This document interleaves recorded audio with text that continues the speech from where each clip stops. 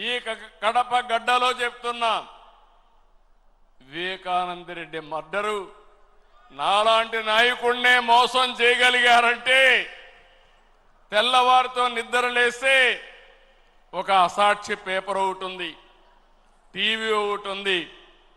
గుండెపోటుతో వివేకానంద రెడ్డి గారు చనిపోయారు. అందరి మాదిరిగా నేను కూడా నమ్మాను. అంతవరకు ఎప్పుడు కూడా నేను వేరే కోణంలో ఆలోచించేవాడిని. ఎన్నికల బిజీలోనే నమ్మితే సాయంత్రానికి మలుపుల మీద మలుపులు,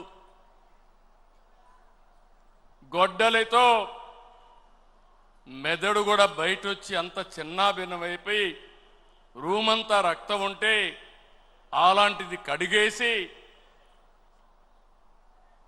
ఏమీ జరగనట్టు గుండెపోటుతో రక్తం వచ్చి గోడలన్నీ కూడా తడిచిపోయాయని చెప్పగలిగారంటే ఎలాంటి వారితో మనం పోరాడుతున్నాం ఒక్కసారి ఆలోచించుకోవాల్సిన అవసరం ఉంది.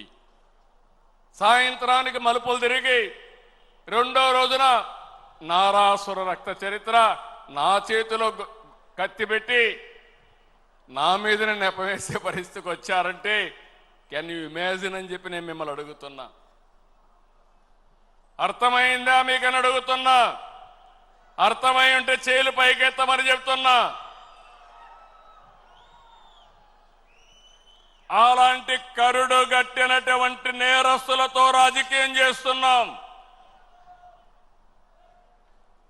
అందుకే నిన్న ఒకటి జరిగితే వీరయ్య చౌదరి, సంతనూతలపాడు,